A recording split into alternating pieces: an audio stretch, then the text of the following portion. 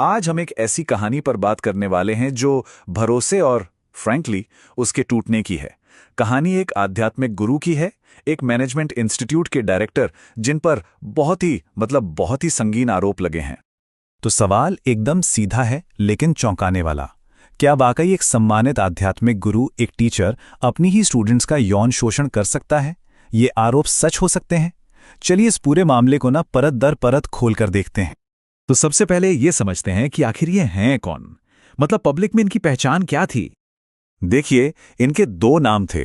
दुनिया के लिए वो थे स्वामी चैतन्यानंद सरस्वती, ये था उनका आध्यात्मिक नाम, लेकिन उनका असली नाम डॉक्टर पार्थ सारथी। तो यहीं से ये दोहरी पहचान वाली बात शुरू हो जाती है।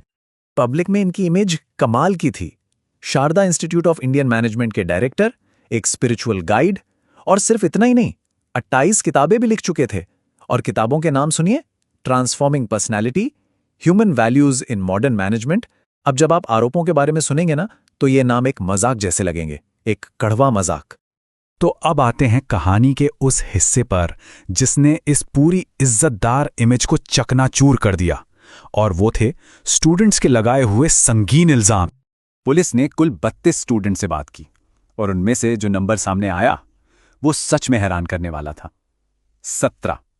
17 लड़कियों ने सामने आकर सीधे सीधे स्वामी चैतन्यानंद पर सेक्सुअल हैरासमेंट के आरोप लगाए। तो ये आरोप थे क्या? देखिए, इसमें सब कुछ था। अश्लील व्हाट्सएप और एसएमएस भेजना, गंदी भाषा का इस्तेमाल करना और जबरदस्ती छूना। और मामला यही नहीं रुकता था। जो भी लड़की विरोध करती उसे एग्जाम में फेल करने की धमकी दी जाती थी।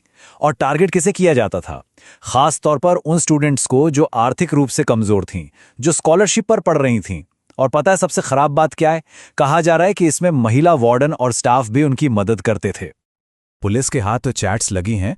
उनमें से एक मैसेज मैं आपको बताता हूं। लिखा था, मेरे कमरे में आ जाओ, तुम्हें फॉरेन ट्रिप पर ले जाऊंगा, तुम्हें कोई खर्चा नहीं करना होगा। सोचिए, ये एक लाइन सारे आरोपों को एकदम असली और डरावना बना देती है। अच्छा, तो अब बात करते हैं पुलिस की जांच की। इन्वेस्टिगेशन में क्या क्या सामने आया जिससे स्टूडेंट्स की बातें सच लगने लगीं। पुलिस ने जब उनके घर और कॉलेज पर रेड की तो एक के बाद एक चीजें मिलनी शुरू हुईं। सबसे पहले तो मोबाइल से वो अश्लील चैट्स रिकवर हुए, फिर सारे डिजिटल डिवाइसेस और सीसीटीवी फुटेज को जब्त कर लिया गया, और फिर मिली एक लग्जरी कार जिस पर नकली नंबर प्लेट लगी हुई थी। और ये जो कार मिली ये कोई ऐसी वैसी जगह नहीं थी, कॉलेज के बेसमेंट में छुपाई गई थी। एक लग्जरी वॉल्वो, पूरी तरह से धोखे की एक दुनिया बना रखी थी। लेकिन कहानी सिर्फ कार छिपाने की नहीं है। उस कार पर जो नंबर प्लेट लगी थी वो यूनाइटेड नेशंस की नकली प्लेट थी। सोचिए, एक झूठा रॉब, एक झूठा डिप्लोमैटिक स्टेटस दिखाने की पूरी कोशिश। और ये फ्रॉड किस लेवल का था? एक दो नहीं, पुलिस को कुल 9 नकली नंबर प्लेट्स मिली हैं। कुछ पर तो बाकायदा यूएन और यूएन एशिया पैसिफिक तक लिखा हुआ था। कमाल का धोखा। अब जो बात मैं बताने जा रहा हूं वो बहुत जरूरी है।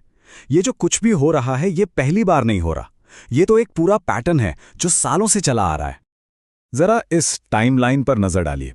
ये पैटर्न कैसे बना? सबसे पहला मामला सामने आया 2006 में सेक्सुअल एक्सप्लॉयटेशन का। फिर 2009 में उन पर एक धोखाधड़ी का केस हुआ। 2016 में तो हद हो गई। एक स्टूडेंट ने छेड़छाड़ की शिकायत की, गिरफ्तारी भी हुई, लेकिन फिर जमानत मिल गई।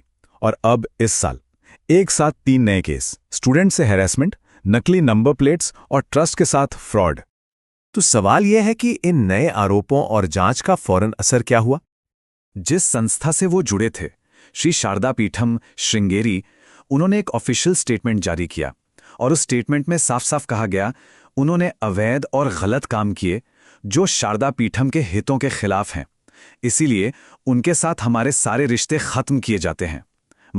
संस्था ने पब्लिकली उनसे अपना पल्ला झाड़ लिया। और आज की तारीख में स्टेटस क्या है? स्वामी चैतन्यानंद फरार हैं। पुलिस जगह जगह रेड कर रही है, लेकिन वो अब तक पकड़ से बाहर है।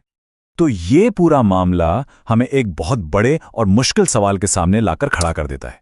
जब गुरु, टीचर, ऐसे लोग जिन पर हम सबसे ज्यादा भरोसा करते हैं, वही अपनी पावर का गलत इस्तेमाल करने लगें, तो फिर जवाबदेही कौन तय करेगा? कौन हिसाब लेगा?